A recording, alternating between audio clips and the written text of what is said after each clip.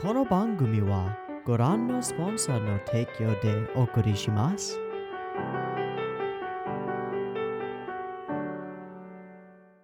Alrighty, welcome everyone. I'm Teeaboo, and it is December 25th. It is Christmas morning, it's relatively chilly, and we're here to watch some Penguindrum. So I'll just say Merry Christmas, Happy Holidays, all that stuff and things. I hope Christmas time is a good time of year for you.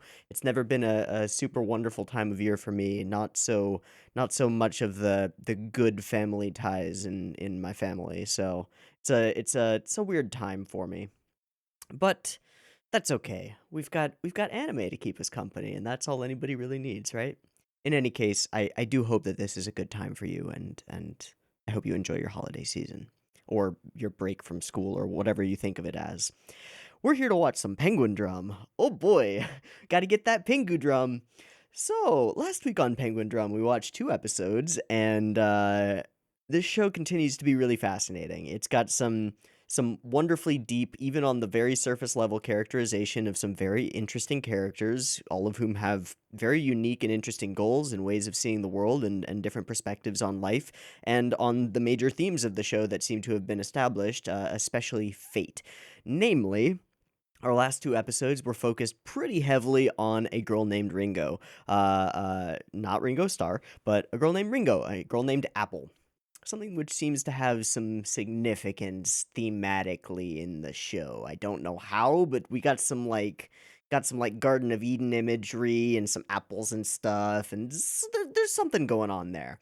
But Ringo has an extraordinarily divergent perspective on fate from our 2 main characters that we've met already, which is that she loves fate, although she has a very strange idea of what fate actually is and what it maybe entails, and uh, uh, uh, uh, she's got some stuff going on. She's got some weirdness going on for sure.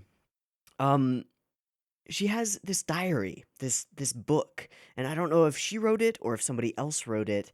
But it all speaks in the first person, and it outlines day-to-day activities, specifically seeming to be aimed toward the seduction or falling in love with or whatever of the man who is the object of her affections, and very much emphasis on the object because she has no idea who the fuck he is or what he's about, and is just an obsessed stalker. Yeah. Uh-huh. She's also got a weird habit of totally twisting the events that actually occur in reality in order to make them conform within her mind to what she believes to be the fate that is set out for her by the diary, and an equally disturbing habit of bending reality in order to force reality to align with the fate that exists within the diary, going so far as to grab a boiling pot with her hands and, do all sorts of things. All sorts of things. She's kind of fucking crazy. And it kind of parallels in an interesting way. We'll see how this develops as we move along. It parallels Kamba's sort of seeming spiral into I don't know what to call it, moral deviance. Being okay with breaking into people's houses, just having lockpicks casually, attaching webcams to a bunch of invisible penguins that only you can see. All right, that one's a little bit weird and maybe, all right, fine. Uh, there's a lot going on already in this show, and we are 3 episodes in and about to be 4 episodes in. So we had a curry delivery. We had a bunch of stuff. The realization that she's a stalker, the whole go to a lingerie shop and then sneak up onto the roof, balcony, somewhere you're not supposed to be in order to get a picture of a swallow's nest so that you can show it to your love interest. There's a lot going on in this show. And it also manages, because Ikuhara is a mad fucking genius, manages to balance all of this insanely interesting and intricately constructed character development and like alignment or perpendicular thinking around the themes with visual impressiveness and kind of like goofy fun, especially brought in by the penguins. The light show that is the Welcome to Rock and Roll Night, the Seizon Senryaku sequence is just, it's a feast. It's a feast for every level of my enjoyment of anime, and I am enjoying the fuck out of it, and I expect that will just continue. So Really liking Penguindrum. Let's watch more Penguindrum. Okay? Okay. So I've got episode 4 of Mawaru Penguindrum up and ready to go. It is at 0 seconds. There will be 2 versions of this reaction video. You can find a picture-in-picture version with the video up there, linked in the description. Timer-based version will be up on YouTube. And if you want to sync up your own copy of the episode with the timer-based version, you are welcome to do so.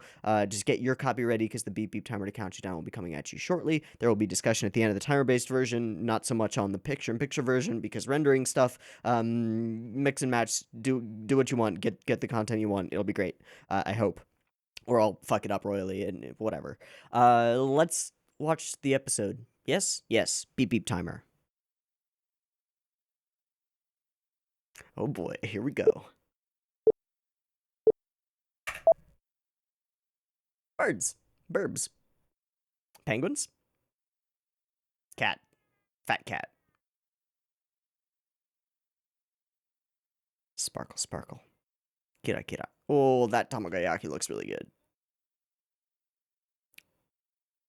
Okay, we're working together.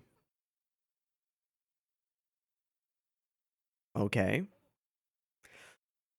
Oh, I see.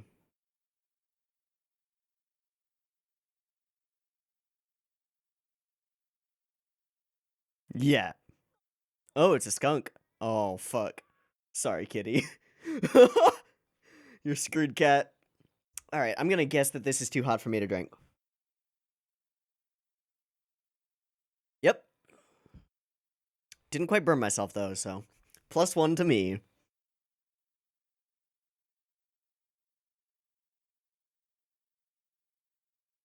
People have talked about the spiraling serpents on that in the comments. I would recommend going to the previous video and reading through those comments.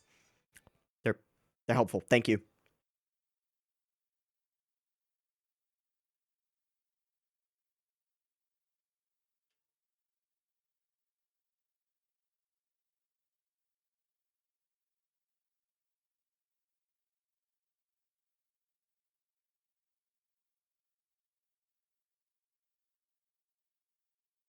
Absolute control. Alright, we know that character, right? That's the girl dating him. Bird in a cage. Now it makes sense. Don't know him. Don't know what those vials are. Do know that the penguins are probably yin-yangs.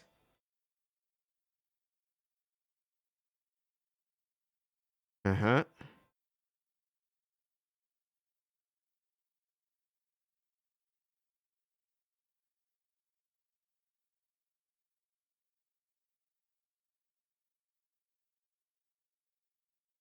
Okay.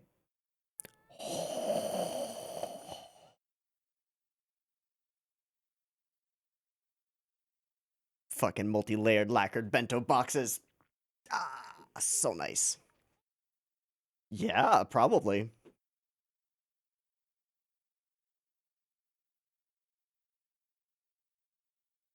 Okay. Oh. Penguin bro, do not wait, yeah. Yeah. Wow. Did you just bro? Oh. Okay. Oh, sure it is. Really? What for? Eh? Gotta get the Penguindrum. Always eyes on the prize.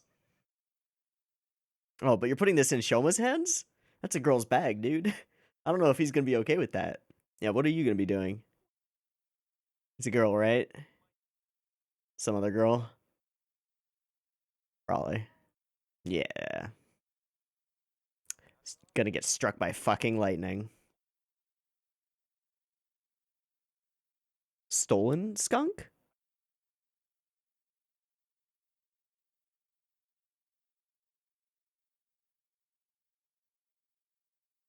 Why does it have the logo on its back? Are we... Okay, I thought we were just about to insta rock and roll, and I was okay with that. Oh, what's the theft? Yeah, something like that.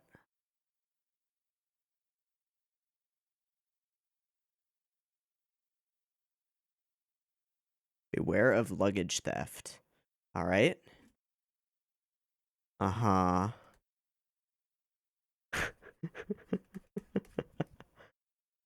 Fucking penguins.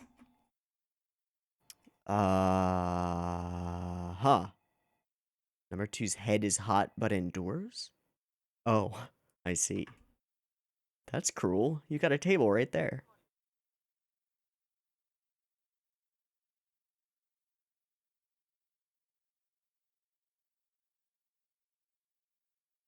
I don't know, man. I don't know if it does. It's a really easy leap to make, but it seems like it's probably wrong. Whoa, really a fucking candle. Oh yeah, she doesn't let that thing leave her possession. Probably. Oh, is that the girl? Will their love be allowed? Is that the girl though? The one that he's dating? Oh jeez.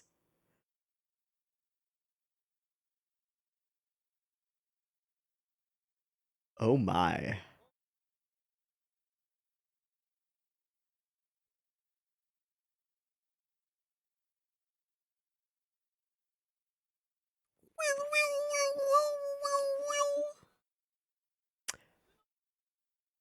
Sure. What are you standing on?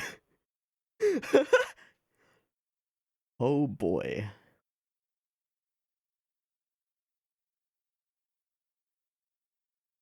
Mm-hmm. Oh yeah, sure. I definitely won't be stalking the stalker. I'll carry it for you. Uh oh, the bento. Well, that's the skunk. Don't fuck with the skunk. Oh, don't eat the skunk.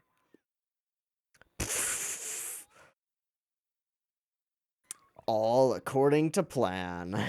Well,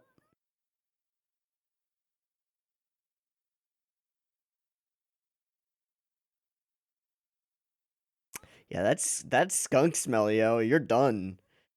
You need a bathtub full of tomato juice, I think it is. That's not gonna work. You're fucked.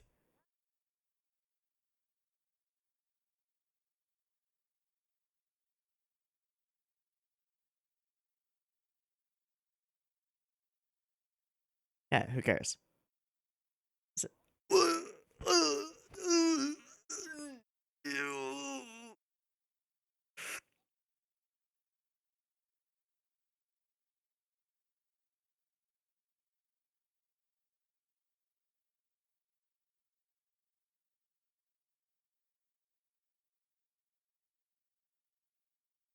Hmm.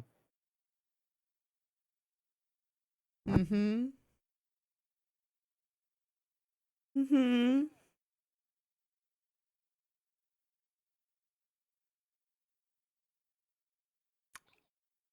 Sure. Yeah.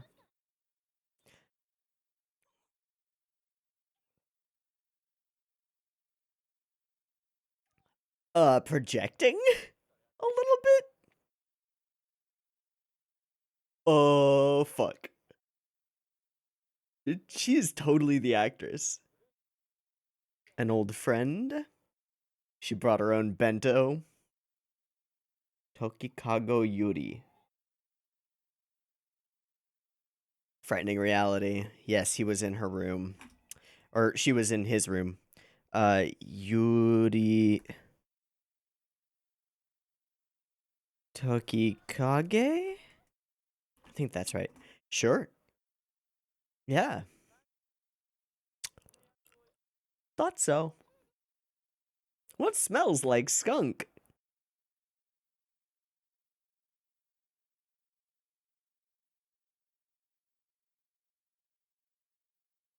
Yep, she's the princess.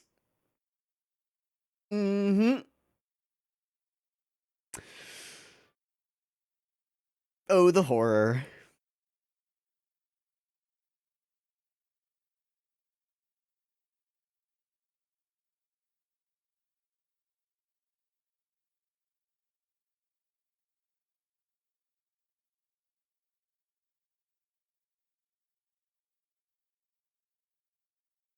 The weird eyes are really weird.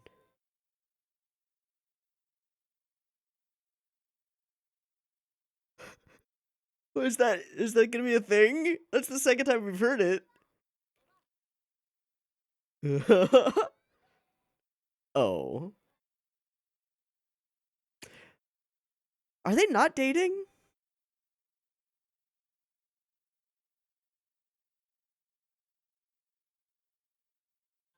Sure. Oof.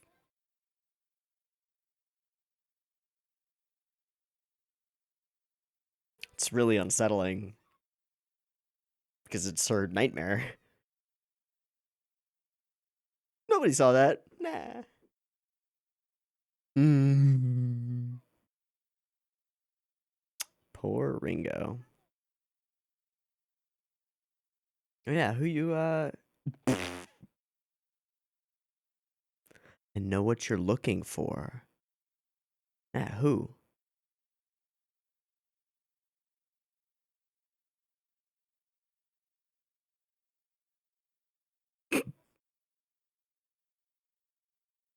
Who? Who are you? I was kind of half expecting the orange-haired girl with the, like, gun thing. Oh, jeez. Aw, you got wrecked. Oh, fuck. Oh, fuck. Oh, no, divine retribution is he- Oh, thanks, Pangu. Uh-huh. Yeah.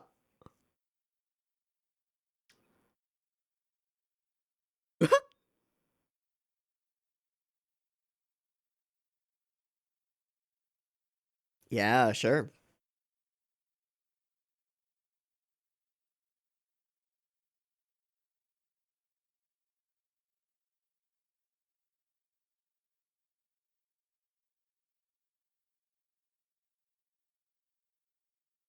Third and fourth wheeling. Yeah, but what does she have in that basket?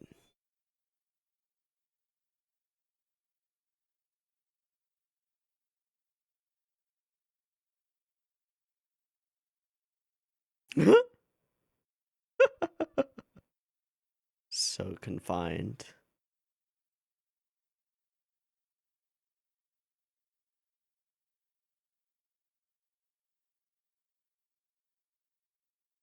That crack. Ow. It's written in the book. Perfect picnic. Western style.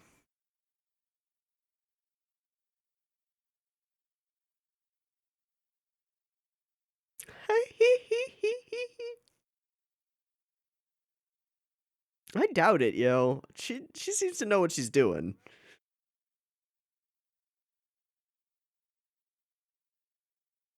She's an actress, right?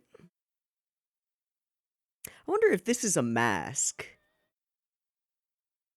How interesting would that be to pull the veil away and show that she is conniving? That she's exactly what Ringo thinks that she is. Somebody trying to steal her man. It's a possibility. Or she's just great. Or both, and they're not romantically engaged at all.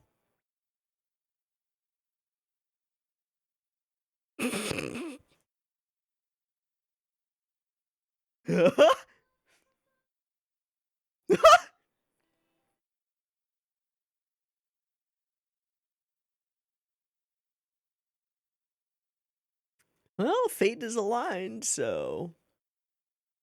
Ooh.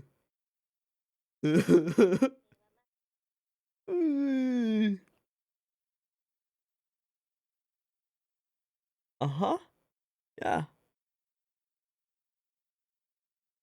Nothing weird at all about Ringo. What?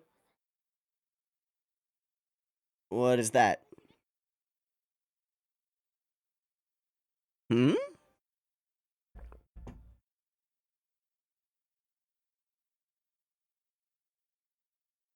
Creepy face tree.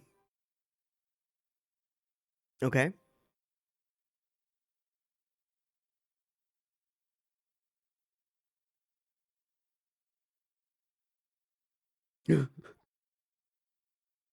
I would love to. Huh? No. What?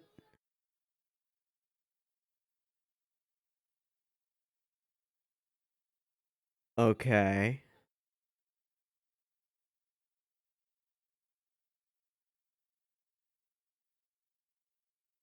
There are a lot of ways this can go wrong.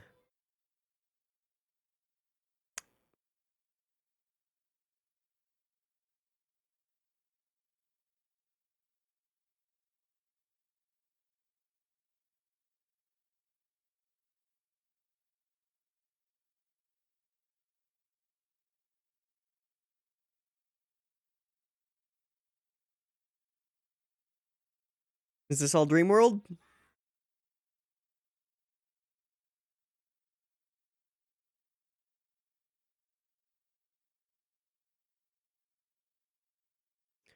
Ooh.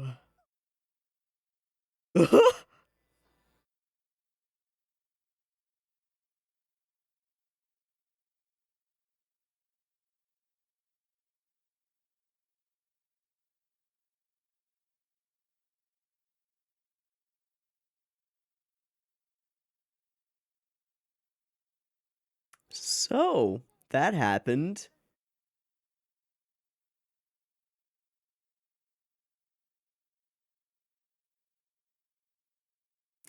Oh shit.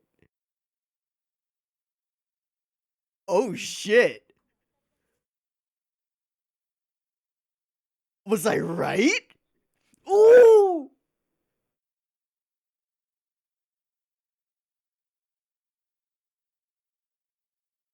Oh shit, the veil falls away. She is an actress. Oh boy.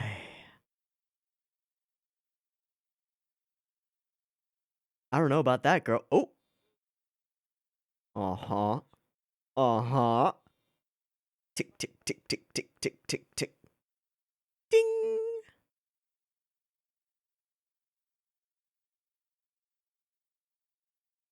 Let's see if it happens. Is it gonna be like mouth to mouth? Right, but she bends fate, yo. It's gonna be mouth to mouth. Destiny. Yep.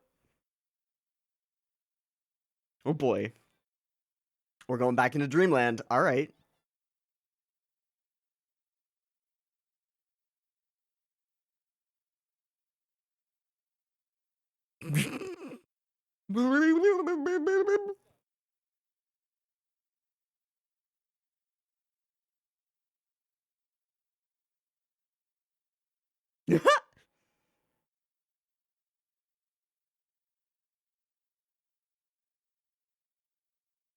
Oh, that didn't actually happen. Yet.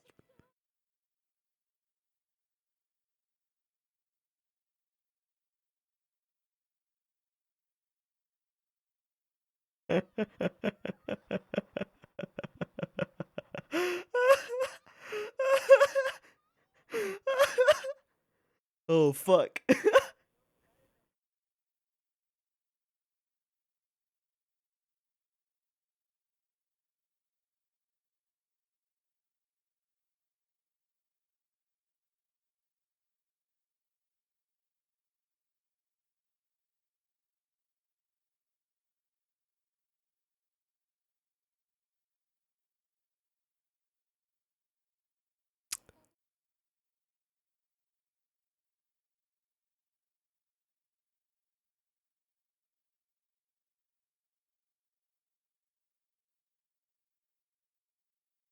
So he's alive.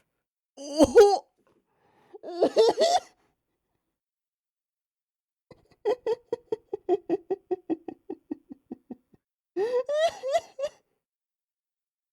It's gonna be a show? Sure. It must have been show, right?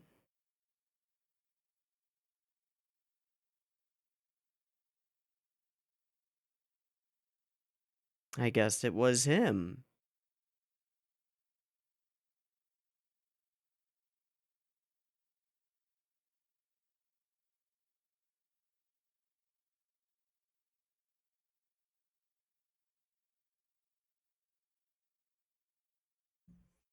I don't know about that.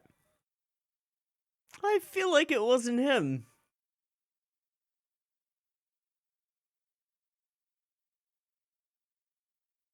Not that it matters, it still lines up with fate in her mind. She wouldn't remember it either way. Uh-huh. Uh-huh. Nicely done, Shoma. I guess. Uh-huh.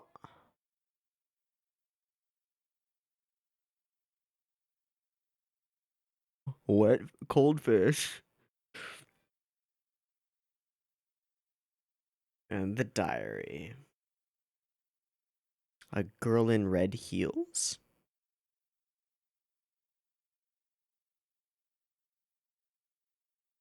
There's other stuff in the diary. Stuff that isn't related.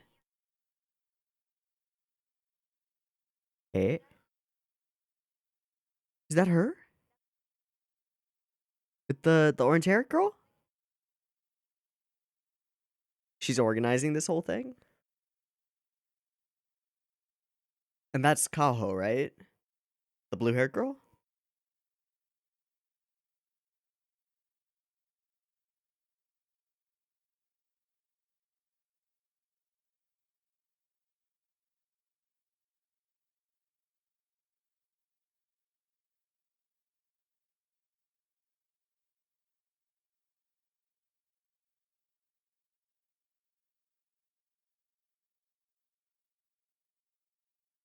Wait.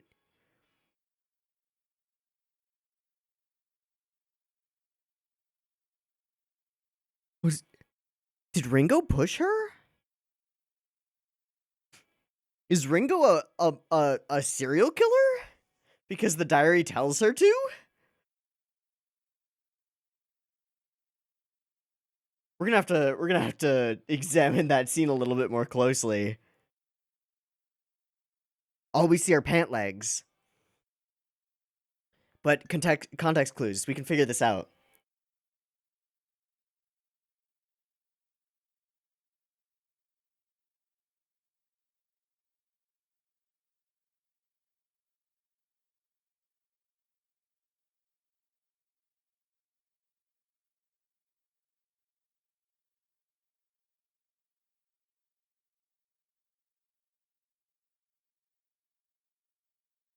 Wow.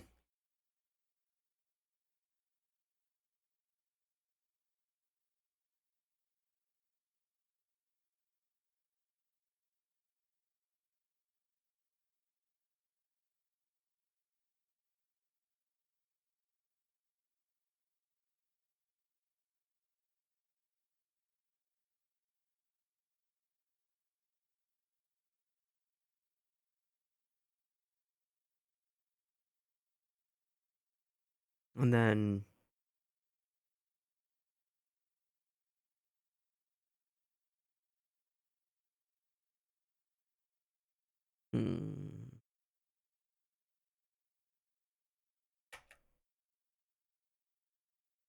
that's really cute, Lily Hoshino. Shall we initiate? That's really fucking cute. Super sparkly. I love the hair. So swooshy. Looks very soft. All right.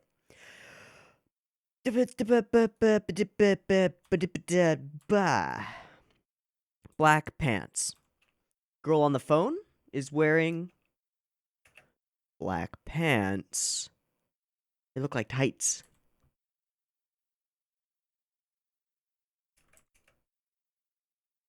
Okay. Okay. Poosh.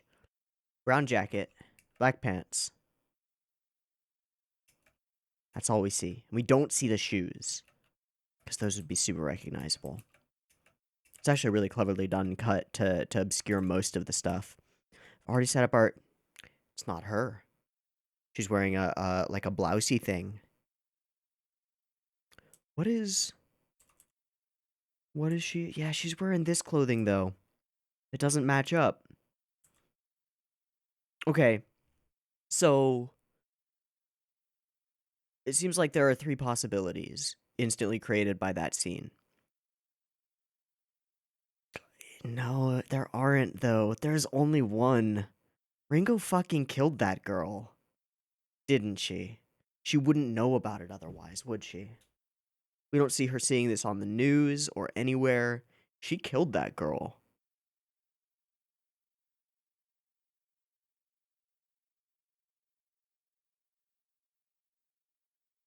Now, the 3 possibilities I was thinking of were, it's Kanba, it's the orange-haired girl who we see on the phone, who says ominously, "I've already figured out our next move," or it's Ringo. And the only one that makes sense is that it's Ringo. She's demonstrably crazy enough to do that shit. Now that takes a really dark turn. Like, she's not just relatively harmlessly trying to get with her teacher or a teacher. She's killing people because fate tells her to. There's always been a bit of a strong creepy aspect to Ringo and her ideas on fate and her way of ensuring that they come true. But her whole methodology of, or like her whole mindset of like, this is my mission, I must not fail it. If I deviate from the path set out in the book at any point, it will ruin everything. That's her mindset. It's very culty. It's very culty. Convince somebody that something's going to happen down the road if they do this now, and you escalate those into bigger and bigger things. Very culty. Very scary. I wonder how far ahead in the journal she can read. Has she read it all? Does she know what's in store? Or does she just blindly follow it piece by piece? It's unclear at this point. We don't know what the end game is. Not for Ringo. Oh man, this just got crazy. It was already crazy. We know that, but this just got mad. Okay, is this the first episode without a Seizon Senryaku? I think it is. I think so. Okay. Okay. I'm reeling a little bit. I'm reeling a little bit from that reveal. That was some dope stuff. Now, one thing that I found really interesting about this episode was we get 3, at least, I think it's 3. We get 3 distinct and very different fairy tale segments. The one at the beginning where she's imagining things going on in the train car, which is obviously fantastical and very much just a daydream. Then we have the one in the middle where we use the fairy tale segment to actually show us the entire... Oh, or is... Oh no, there's this one as well. So there are 4. There's this one where she's again daydreaming about this woman being an actress and having all the eyes on her and being in the spotlight. And she's fucking right. That's a cold lady who knows exactly what she's doing and is gunning for Tabuki. Big time. And then the one that is a reversal that's a little bit odd is both of the fairy tale segments that we saw up until this point were not real. They were not what was happening. They were just a pure fantasy that could not have been happening. This one is actually the storytelling device. This one actually... Oh, or wait, this is another one. Okay, so there are 5. So we go 1, 2, 3, and then it's the caterpillar one. Got it. My bad. I just mixed it up in my head. So then we get the caterpillar plan, and it backfires completely. Oh gosh, a caterpillar, and she gets attacked by a snake or something, and it's the worst. And then we snap to demonstrating that this is actually what happened. The fantasy fairy tale segment was actually what happened, at least to some extent. How much of it is the reality? How much of it is Ringo's fantasy? It's unknown and it's unclear. And it really fucked with me when this happened, because I guess there were 3 before this. Like rule of it would have worked as well if it were reversal on the 3rd, but rule of threes works in comedy, and it works in storytelling. When you set up a pattern like this, and Ikuhara does this. When you set up a pattern like this, we go, okay, we understand that these Ringo segments in Fantasy Fairy Tale Land with the sort of paper cutout sticker shaped things, these are all fantasy, and they're not actually what's really happening. They're all imagined. So this is her imagining that the plan is going wrong. Nope, this is the reality of the plan going wrong. It's a subtle-ish reversal that really fucks with your expectations and fucked with mine, and it's pretty fucking clever. How fate can go against you. Poor Ringo. Not really, though. She might be a murderer. She's probably a murderer. Now, she's an actress, and she's playing a role. She's playing a part. She knows exactly what she's doing. Ooh, I like this kind of character. She's better than you, and she knows it. Fuck.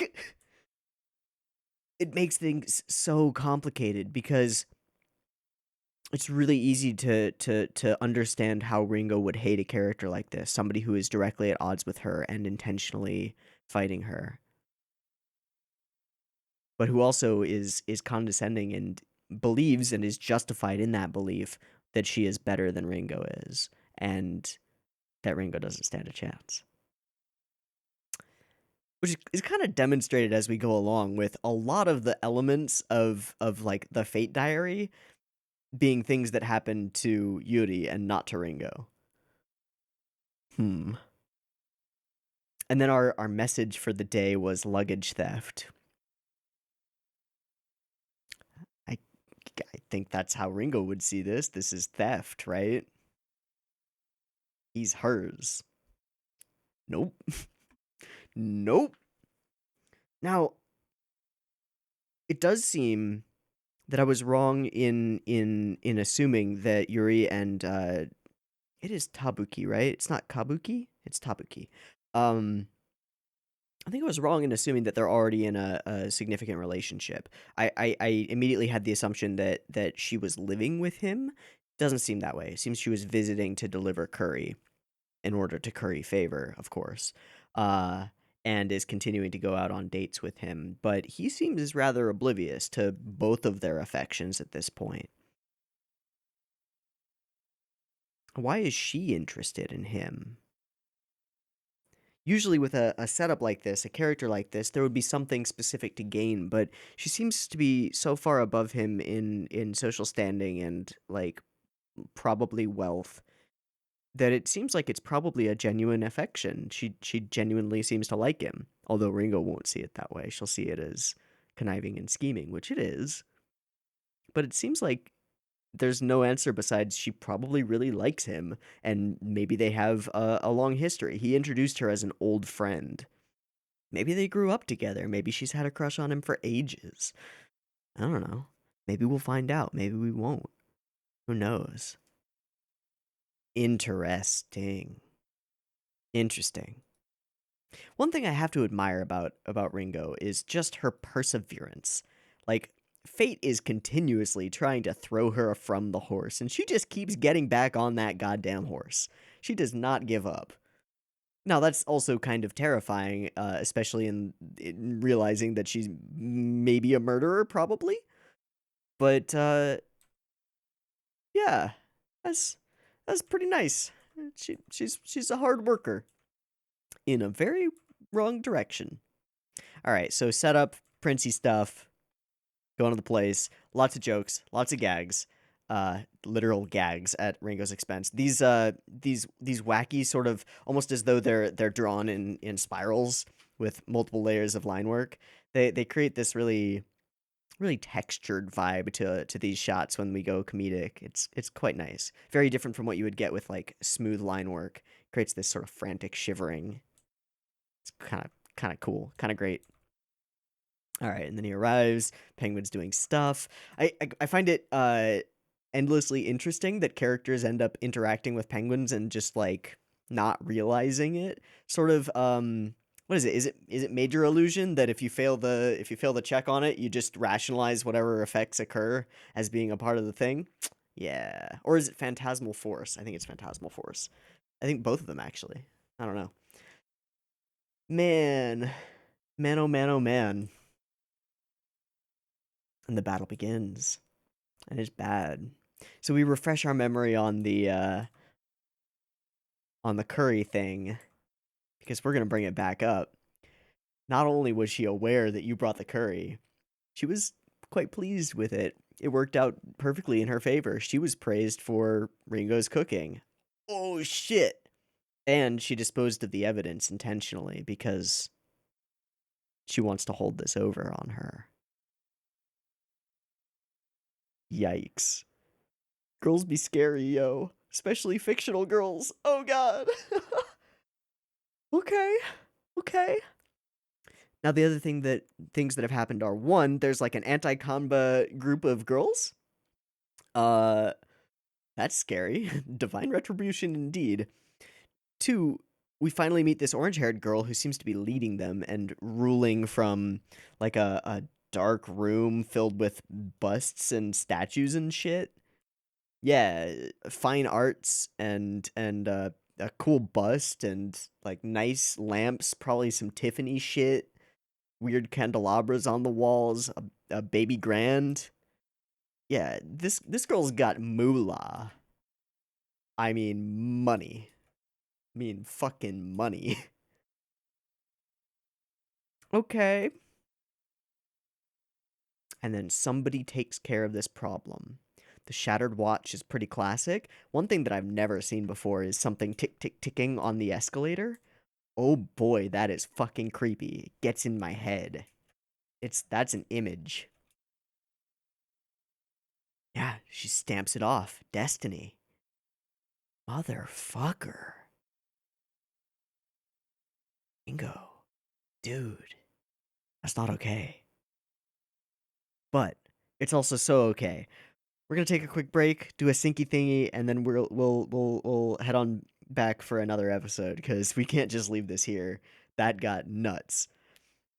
A pretty focused episode compared to some of the previous ones. Very focused on this Ringo experience.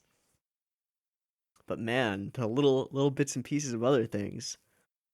Oh, ho ho. Okay. Yeah, take a break. See you in a moment. Peace. All right, welcome back. After a series of crazy fantasies and equally, if not more, crazy reveals, we're back for episode 5 of Penguindrum. Let's just dive in. It looks like I can see the first frame. It looks like we're starting with a flashback, so wonder what we're gonna be seeing. Don't know. Beep beep timer. Let's get to it. To it.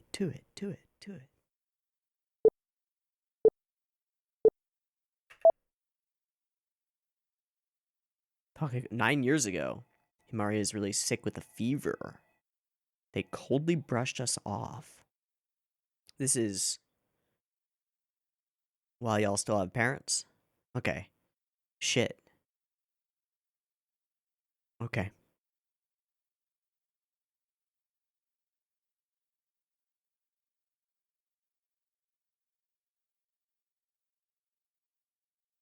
You gonna take her? Yeah, okay. Okay. Jesus. Good dad. Yeah.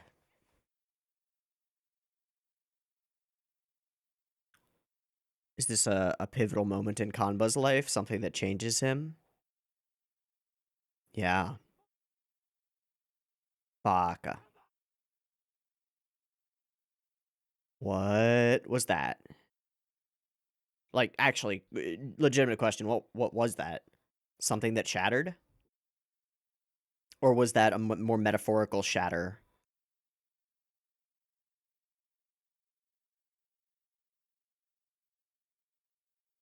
Like shattering of a lens of the world.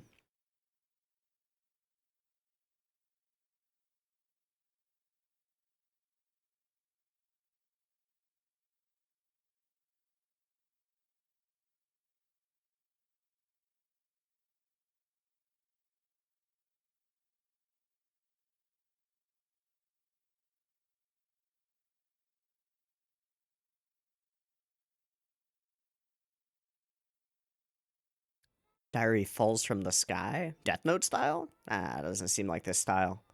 Alright, it was definitely her.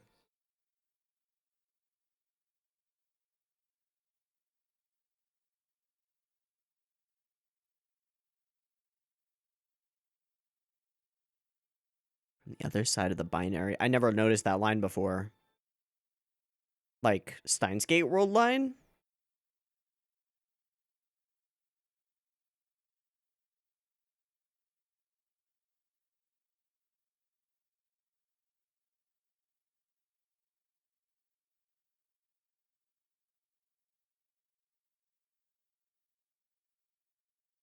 This is in present? Yeah. Oh, hi.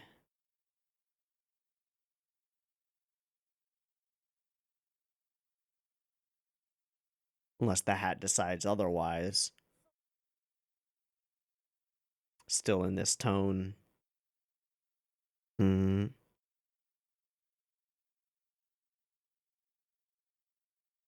Sort of fadey.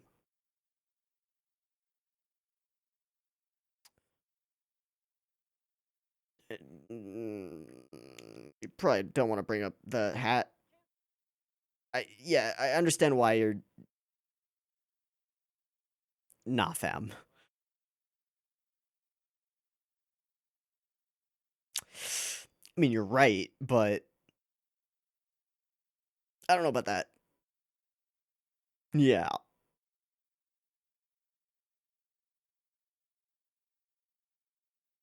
Pat, pat, pat. Some way to cope? Yeah. Uh-huh. Uh-huh. Uh-huh. Yeah. Uh-huh. Ha-ha. Ha-ha-ha.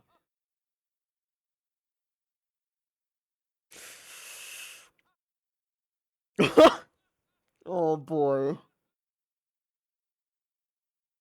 Excuse me? Oh, she's alive. I must crush her soon?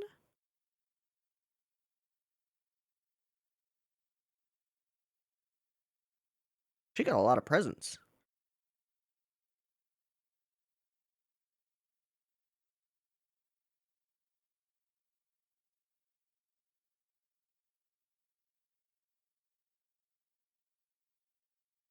This seems like somebody like checking in after a hit, making sure you don't know anything. Was it actually her?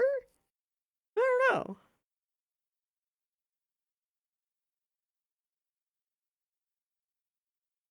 Oh.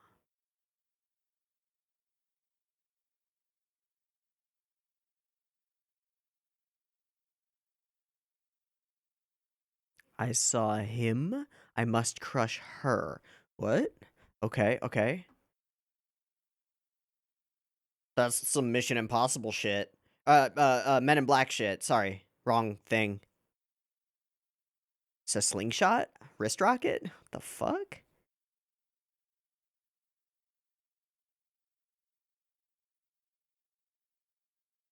But she just said, is it actually some Men in Black shit? Mind erasers?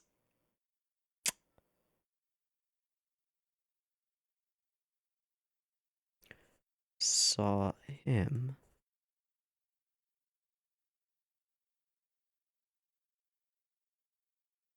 Wait, wait. Huh? What the fuck is up with y'all family?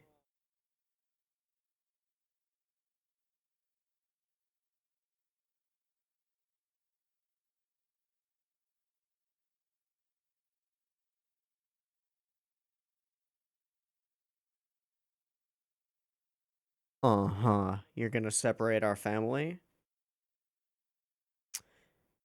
Yeah. Thanks, Uncle Bro.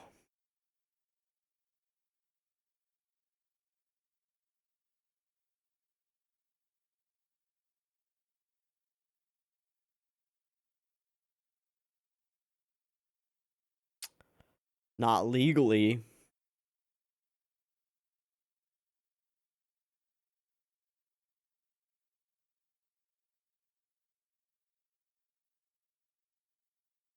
Probably a good move.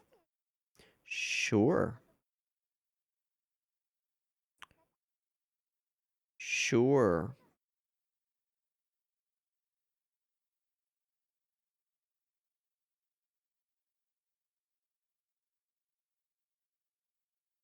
Are we never gonna see his face either?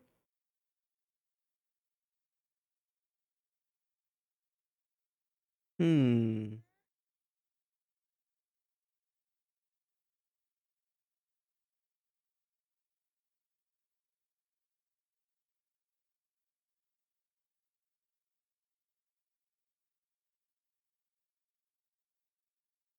We're never gonna switch our shot. This is a shot reverse shot sequence. Oh, never mind. There we go. Never mind. Take back what I said. Oh, Dad's distracted and really doesn't care.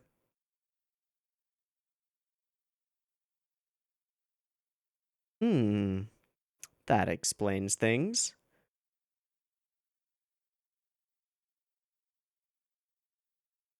The other family, eh? And he's not. Yep.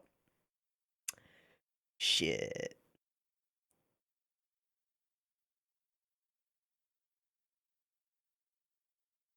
Oh my.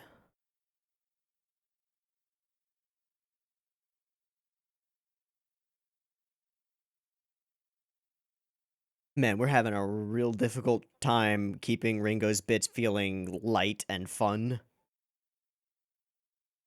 Falling apart. Okay. Uh-huh.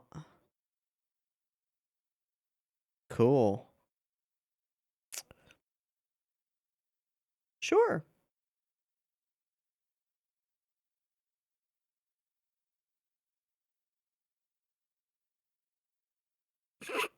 Alright, that's gonna be a thing. Ooh. Oh, the music cuts. Is she just balled up? Oh, okay. No, she's gone. Oh boy. Oh no.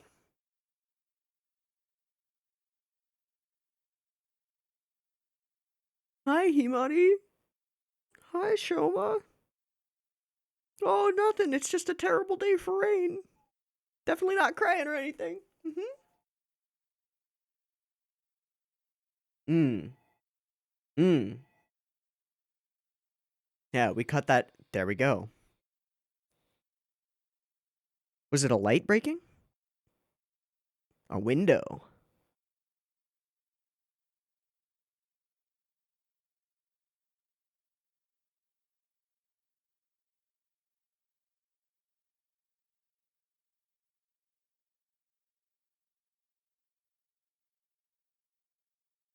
He's not, like, bleeding out, right?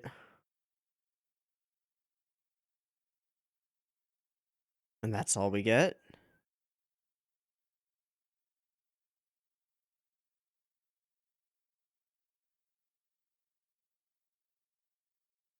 Okay. Yeah, what's today's slogan? Don't fall into a debt spiral. Hmm.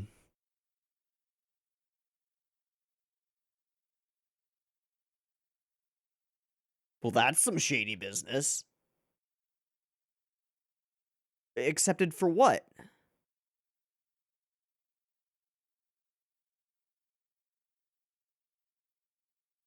Mm-hmm. Trying to save you. Looking up to his father.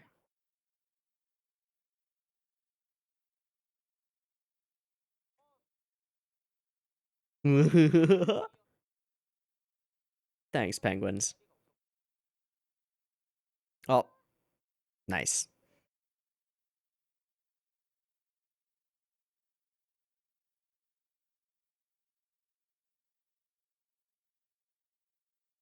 Looks like she's got little panda ears.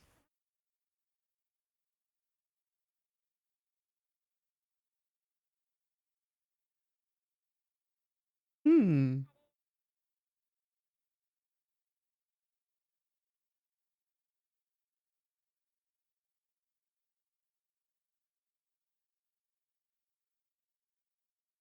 Mm-hmm.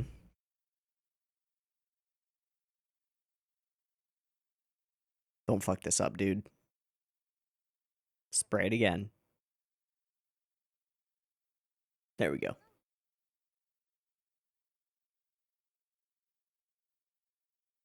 You mean the most important thing in my life? Sure, I'll just lend it to you. The literal most important thing in my life. Yeah, no. Absolute no.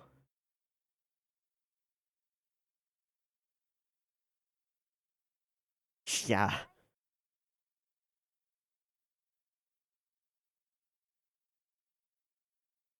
You looked inside it? Oh boy. And the cockroaches just fall.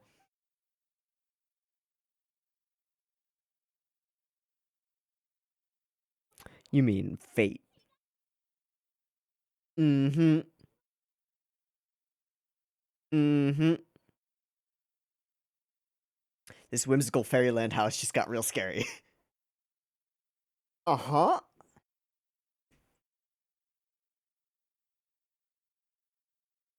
Tell me more.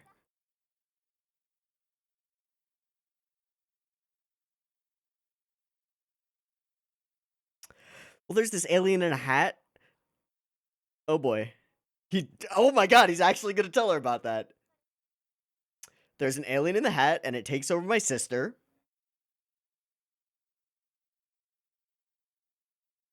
Oh boy. I don't know about that, dude.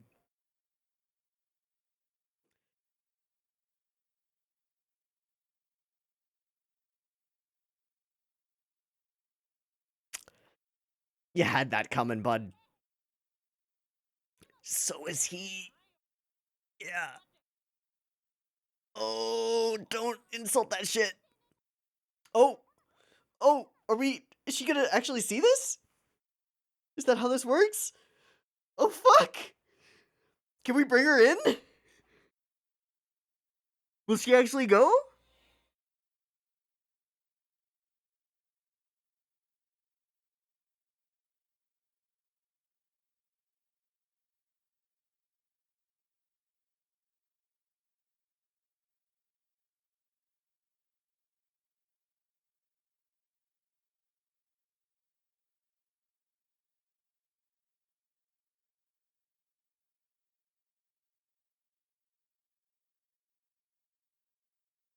So far, so good.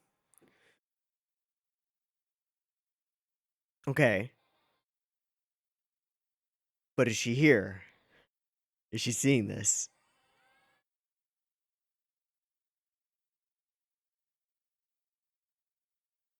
And what will she even think of it? Oh my god, she's here. Position reversal.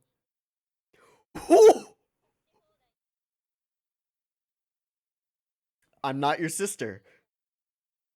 Oh my god.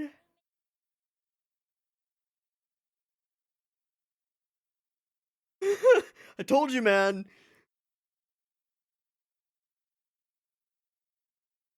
Oh god, call her out. Oh! Because it's true. No.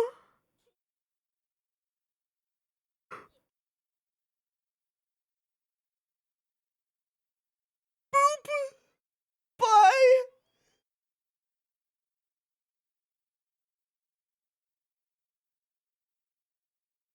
What?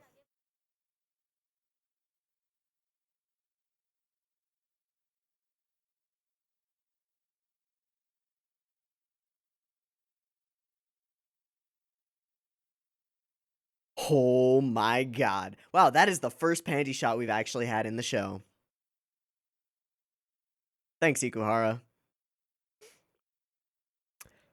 Oh, fuck.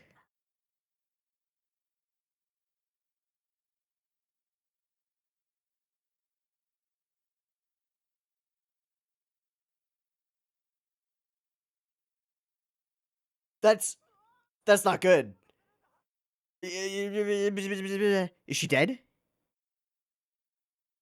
Is she dead? Is it on top of... Oh! Ah! Goodbye! Go check on Himari. She's dead, yo. She just slumped out. Oh, God.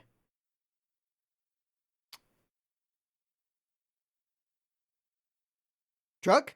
Truck? Truck? Get it, Kamba. Dude.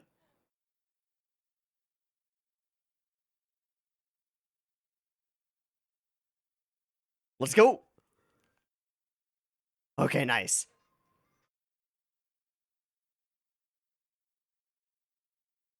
Is he gonna find the money in the coat pocket?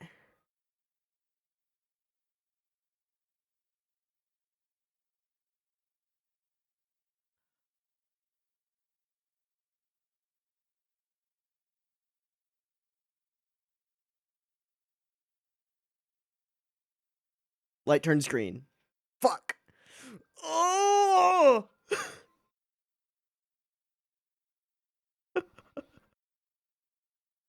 This is insanity.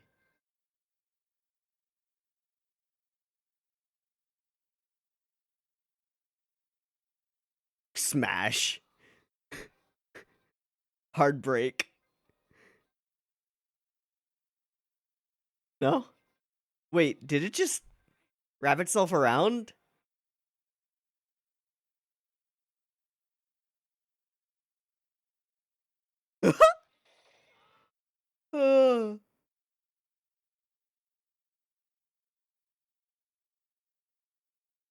Oh my god, Penguin Boy. The real MVP. Kamba? Wakey wakey, Kamba. Oh.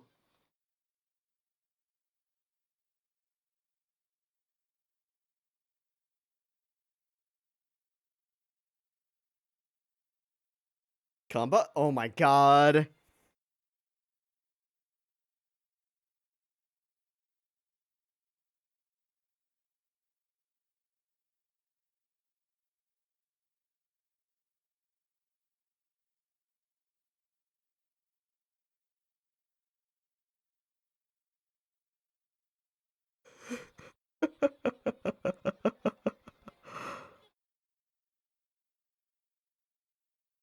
Other hand? Oh my god!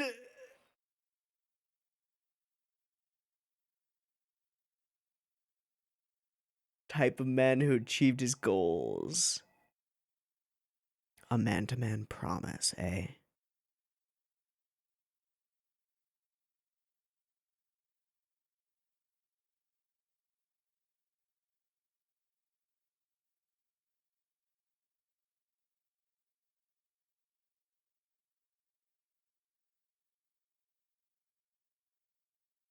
That's some real talk.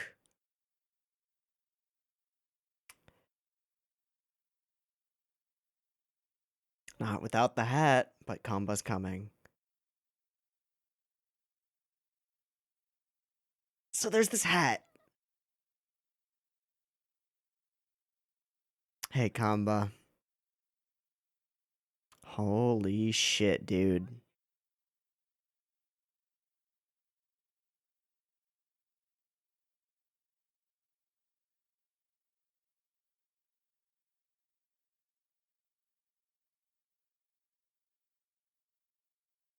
It's my daddy issue? Huh.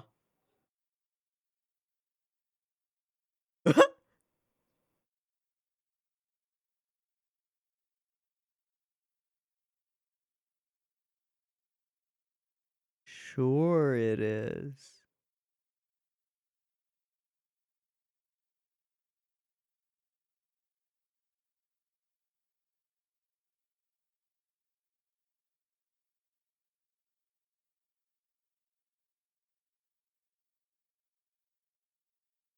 This is what drives me.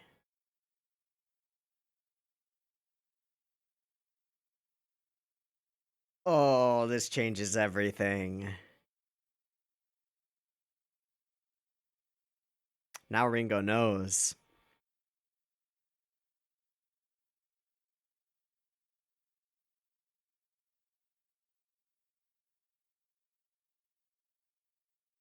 She won't agree to it, though. It's probably not even the Penguindrum. It probably doesn't matter. But now she's wrapped up in this.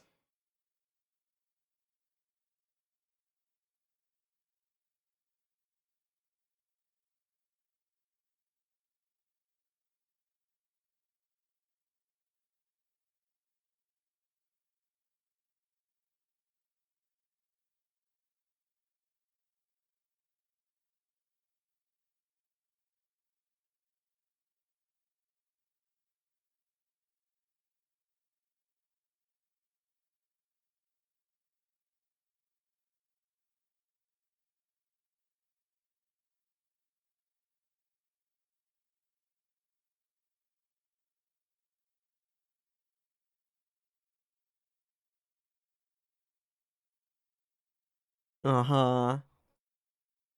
Uh-huh. Uh-huh. Oh, wow.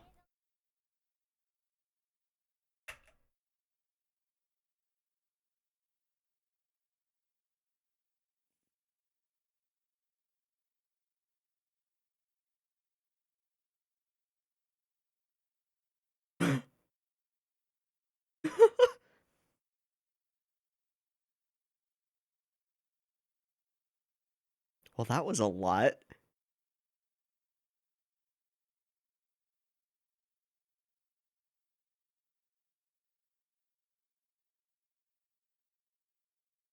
Some actual, like, action in this episode. We sort of dispensed with the shoujoisms and with a good bit of the comedy. I mean, the Penguins still provided a little bit of goofy in the backgrounds, but at this point, it feels more like it's to create a weird kind of unsettling contrast with what's actually going on in the story than being the focus. They've moved into this weird role where I don't know, the penguins are cool but kind of creepy. All right, this was a lot. So we get flashback to origin of what drives Kanba. Um and to again an interesting parallel being drawn between Kanba and Ringo, both of whom have very different types of daddy issues. And pretty sure that I caught in that song at the end that was playing over Himari's dead body as she was awakening that it ended with a line about daddy issues. Like straight up, that was what it said. Uh and as far as I know, I don't think there are any Japanese words that sound like daddy issue. No, no, that's what it said. Okay, so that sort of tips the cards toward me on the playing field. I always feel this way about Ikuhara shows. It's like you're playing poker with somebody and trying to read from their expressions and anything else you can glean what really what kind of hand they're holding. And Ikuhara is kind of a master at slowly tipping you off in an interesting way that will still blow your mind once you actually show your cards. Oh, Jesus, man. Okay. So the flashback, the the demonstration of where Kamba's drive comes from. That was a pivotal moment for him. Seeing his father, seeing this man he respects, giving his all to protect Himari becomes his mission now. To protect the people that you care about. and he's willing to go very far to do it. We don't really know at this point what he did to get that money or what he is going to do to get that money. Um, I'm not really sure. I there are some things here that aren't super clear to me. This whole conversation is very strange with this girl. Um, it reads as like checking in with somebody after a mob hit, and I said this during the reaction, but it reads like checking in with somebody after a failed mob hit that you knew was supposed to go off correctly, and ensuring that they are silenced. The whole laser beam to the forehead thing, and the way that she gleans this information from her, and then we go Dutch and get real creepy with it. Like, we get a little bit Yuri with it, and then a rose falls, and it just becomes animosity. Yeah, those are manufactured by, I assume, Kiga Corp, or whatever it is. Why are they providing her with those? I guess it maybe doesn't matter too much. Corporations always play all the sides. So she's got a laser-guided slingshot, which also seems to have a sight up here. That's a scary weapon. And she shoots these, they look like, I imagine that they're kind of like squishy, like squash balls or whatever you call it, balls. Maybe they're ping pong balls though. Maybe they're fucking explosives. I don't know. But it seems to have a very Men in Black effect. Given that we see on the news immediately after, he is the one watching the news, isn't he? He doesn't react at all, does he? Doesn't remember anything before or after the incident. He doesn't react at all. He's just impassive.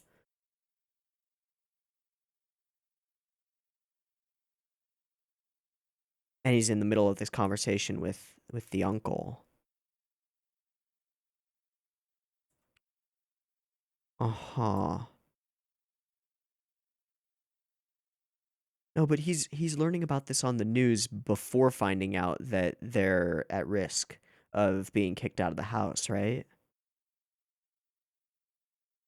So the timeline doesn't match up. I was thinking, what if he was hired like through okay, what if orange-haired girl is involved with the corporation? We saw that she has that shmoney, right? And is using intermediaries to pay people, somebody random, to take out this Kaho girl, and it was him who got chosen for the dirty job without her knowledge. Sounds possible, but the timeline doesn't quite match up. So I don't think I want to dwell on it. It seems a lot more likely, again, that it was Ringo who pushed her down the escalator. It just seems to line up. But then that retains the question of like, okay, then why? Then why? And what did he do to get that money? Unknown. Something shady. Like you don't meet a man in a black trench coat whose face we don't see wearing a bowler hat and not be doing something fucking shady. It's just easy, strong visual symbolism and shit. It's not even symbolism, it's just character archetypes. So the gift of some kind of sweets, which the penguin promptly goes for. I assume that their shop makes traditional Japanese sweets or something similar. It's not like the house will sell immediately. Sorry, gotta kick you out. Weird framing on the uncle almost every time. And he just impassively is like, all right. And then we accent this whole sequence with the penguin like breaking into wrappers, creating almost like a the thing that goes thwack. Fuck. There's a TV tropes page on this. It's called the thing that goes doink. Shishiodoshi. Yeah, the deer chaser. Or the thing that goes doink. The penguin sort of acts as a thing that goes doink, but in a rather unsettling way. Over the course of this episode, this and I said this during the reaction as well, but their sort of fairy tale house becomes a lot less inviting as we move along.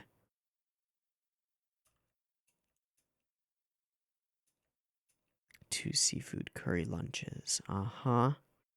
Uh-huh. And then this abstract art piece in the background. sort of barely held together. And the dawning realization, oh, when does this place empty out?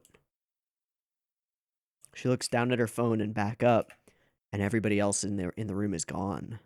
I didn't notice that. Wow. That's a little fucking scary. Okay.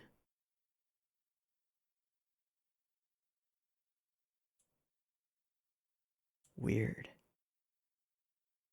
So he's just here to humor her, right? For the visitation day, and he's got his own family. Now, something interesting about the first half of this whole sequence is that we're entirely focused on her, and so is she.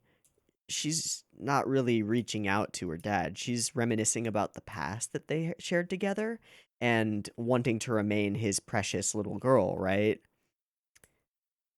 And in very much the same way as we reveal the rest of this abstract piece of art as we go along, we only reveal his face as we go along.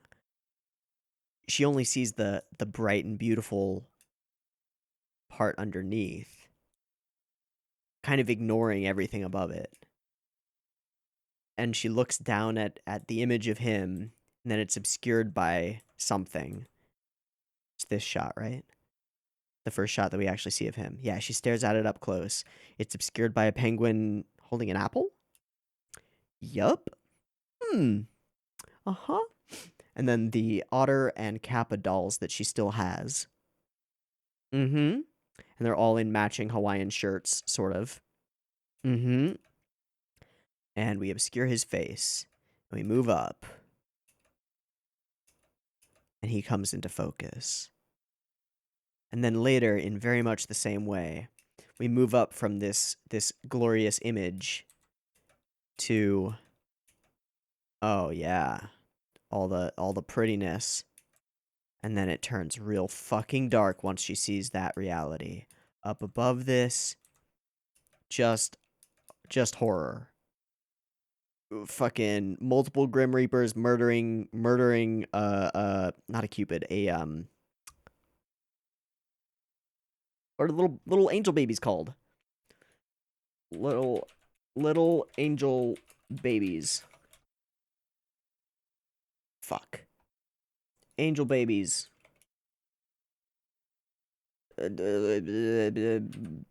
Bible. Cherubs. Thank you. Sorry. Sometimes words don't come to me. Yeah, murdering little baby angels. That's pretty fucked up. And then out we go. And we turn immediately to something else. Another man. Another person she hopes she can rely on or something. Gotta get him a Mont Blanc. He loves Mont Blancs. He's already got a Mont Blanc. She beats you to the punch, as she always does, it seems. This is one of my favorite cuts in the episode because of the hard cut on the music when she stomps down. It's just the crushing of a dream. It's perfect. It's just gorgeous. And then we move from that into Rain, and she finds another person, another family that she can ruin. Yay! Oh, Ringo. Oh, Ringo. And then we accent with a flashback. We show Shoma doing this. And the thing that goes flying, right? Or no, this is post thing that goes flying, get back up again, right? Yeah. And then here we are on the train. We are waiting. We get the message of the day, which is don't fall into a debt spiral, which seems to be exactly what he's doing. Oh boy. And they all assume that he's with a girl again, when in this case, it's sort of a boy who cried wolf situation, where he's actually going out there and trying to provide for his family to some extent in a rather twisted way that he should probably communicate with them about. But given their whole dynamic, it makes sense that he wouldn't. Kamba sees himself as the responsible one, but also as like the hate sink for this world, as somebody who will take on the sins of those around him and attempt to protect them by spiraling into darkness himself. And he wants to protect their purity and their innocence, even Shoma's, because he thinks that that innocence and that laughter actually is useful for Himari. But it all boils down to Himari. Huh.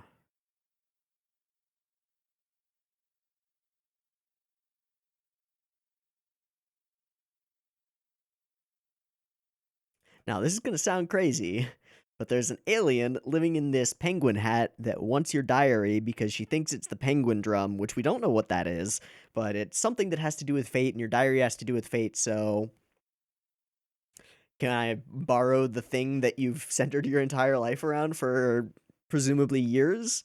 Can I just borrow that real quick? Holy shit. No. No.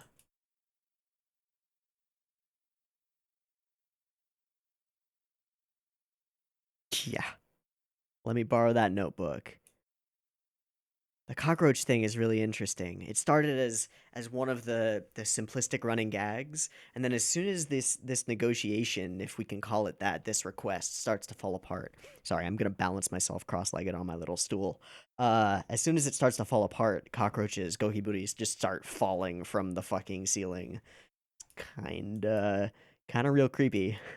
Kinda real creepy. Yeah.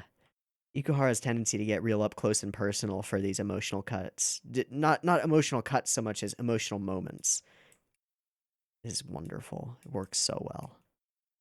And then we get kind of goofy crazy, but there's a real horror going on as we're getting goofy crazy. Like in the last episode, we got goofy crazy with the reaction faces and the funny faces and stuff, a whole bunch, and it offset the genuine creepiness of the whole encounter at the lake and the bird watching thing, which was genuinely creepy. There was a lot of scary stuff going on.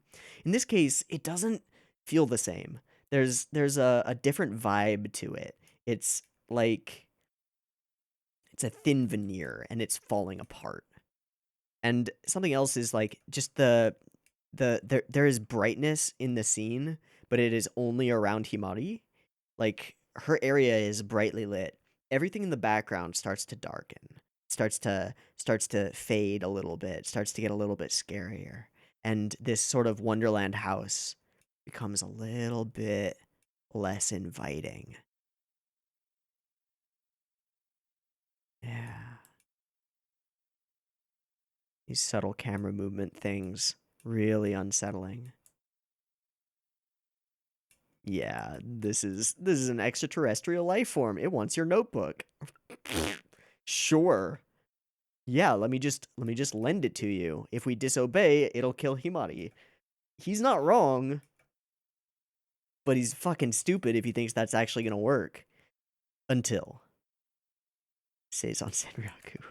We're just gonna go for it, and we do. And holy shit, we tear Ringo a new one, and she is entirely resistant to any kind of criticism. It's not gonna work. She's twisted as fuck. This is never gonna get through to her. Her worldview cannot cope with being shown a mirror. Absolutely not. No chance. Not for a long time, if ever. And I don't think ever. I don't know, man. If Ringo can get some self awareness and actually realize that she's a creepy stalker, that would be great. But bludgeoning her over the head with it like this, it's not gonna work. You're right, and I think you're probably right to do it, Miss Penguin Princess. But it's not gonna fucking work, and we see exactly what happens when you do this to somebody who is deluded and delusional, as she calls her. She calls her delusional, a stalker slut, fucking stupid bitch. She calls her the fuck out. What is wrong with you? Dismissed. And she refuses. This is a beatdown that should take her down. But of course it won't. She is fucking resilient. She is going to hold on for dear life because she believes so strongly in her fairy tale dream state of the world. She is not going to get sucked down that pipe. She is going to keep her head high and keep trying. I said in the last episode that you have to admire Ringo's persistence, but you also have to be fucking afraid of it because she is scary and very, very persistent. Like, like Halloween persistent, Michael Myers persistent. Like, is that the right guy or is that the goofy guy? I forget. Or is that Mike Myers? Whatever. She doesn't stop. She keeps coming at you. And if she decides to come at you with something like a knife or on an escalator, you're gonna have a real bad time. You're gonna have a real bad time. We also get what I believe is our first panty shot of the entire series, which is kind of amazing given how many times we've like oddly sexualized our besides the EDs, which do have that in them. I think there's a second one immediately after it as well when she gets up. Just a single frame or something. Boom. Yep. It doesn't really matter. It's really expressive animation.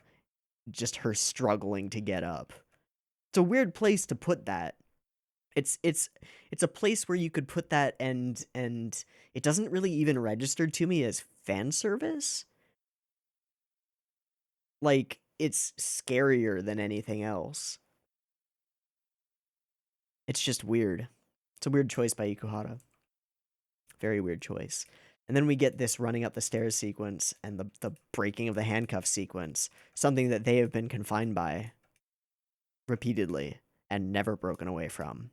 But she is so headstrong, so unwilling to go along with this shit, and she just decks the princess. Right? Like, she connects here, right? Let's see this frame by frame. It's real fast. Ooh! No, she grabs the hat off her head, which is worse. And then chucks it out into the rain, which is far worse. And off it goes. And the horror sets in. The horrifying reality sets in.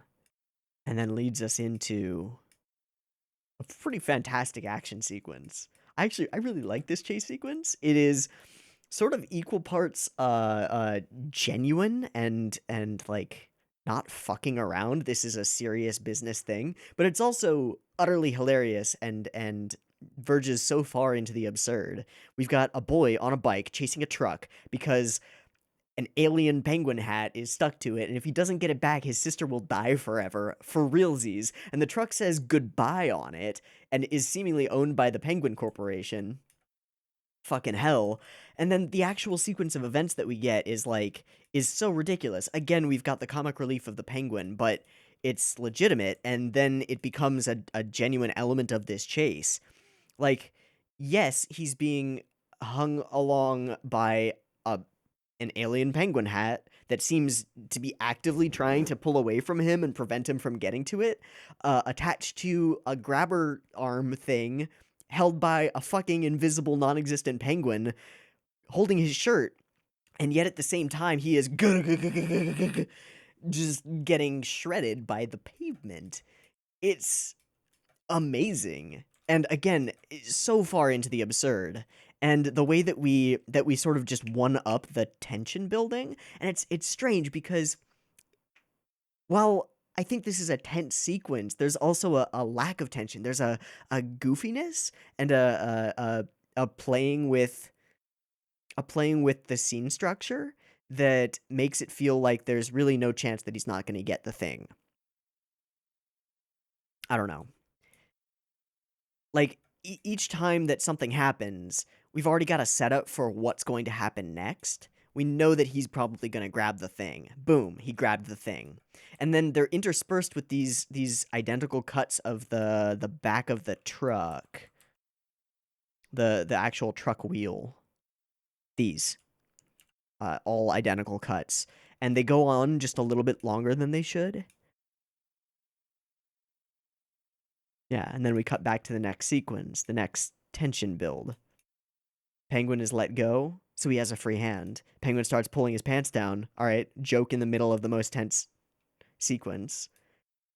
Hand starts to slip, he's got a free hand. We already know what's going to happen. Boom, the other hand. And then we flash to here. And his dad drops some very, very legitimate advice. No storm lasts forever, but you can't protect people from the storm if you just wait for it to blow over. You have to take action. You can't just hope. You have to take action. And he believes that. Unfortunately, in sort of a similar way to Ringo's belief in the diary, he seems to be going a little bit too far with that. A little bit of a weird direction that Kanba's taking. We'll have to see when we get some more exposition on what he's up to for this shady whatever he's working for to get that money. But it's something shady. It echoes in reverse. I know that this came out first and all that jazz. It echoes is it Toma in Sarazanmai? Sarazanmai Toma? Toi. Toi? Yeah. Yeah, Toi. It echoes Toi to me. A lot of Kanba echoes Toi. And he returns. Beaten, bruised, broken, but he's got the hat, and she moves. We did it. We're back to reality. The money's clean. But it isn't. I mean, literally, it isn't. We shoot to dirty fucking money. What drives me?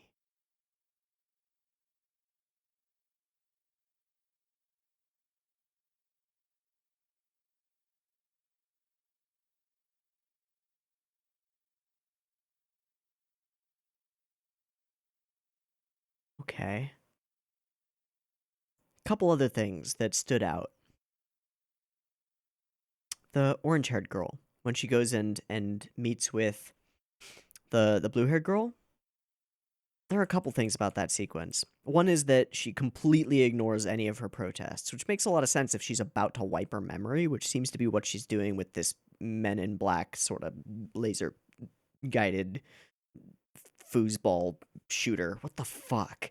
I can't... What? How do you... What? Okay. She is... Like, I've seen this scene before in very different ways, with like the police officer going and talking to somebody, or the mob boss going and talking and making sure you're not going to talk. I've seen this sequence before. It echoes things. It's reminiscent of things. But her completely ignoring her. It's my fault. It all happened because I asked too much of you. But it's so deadpan and so not what she's actually thinking. Now, when does she say, yeah, that stood out a little bit. I must crush her soon? Who?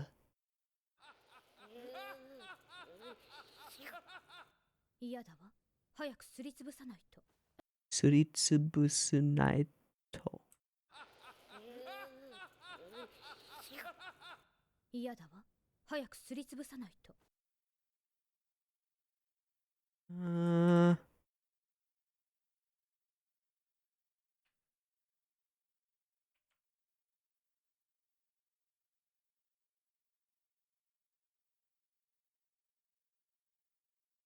I have to grind.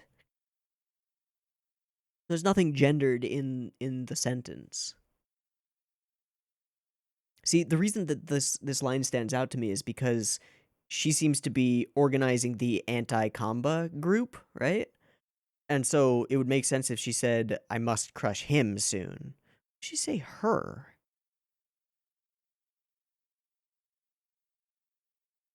Maybe it's just a translation mistake.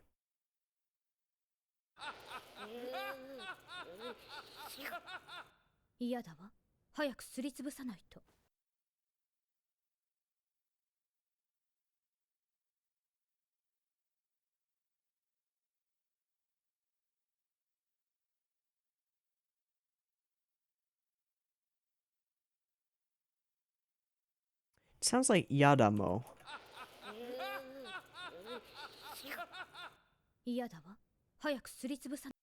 I'm not going to get very far with this. If you can literally translate this line, I would appreciate it. It probably doesn't matter too much, and it doesn't seem like what she says is gendered. but I don't know enough to know because my knowledge of Japanese is super passing. What?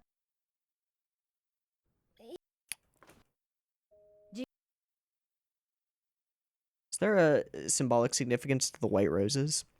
Hana, hana, kotoba, white rose. Innocence, silence, devotion. That that that could that could do it.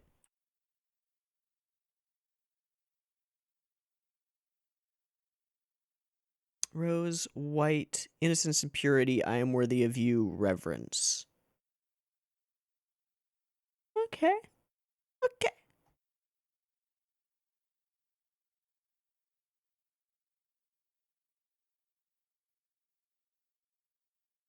Innocence, silence, devotion.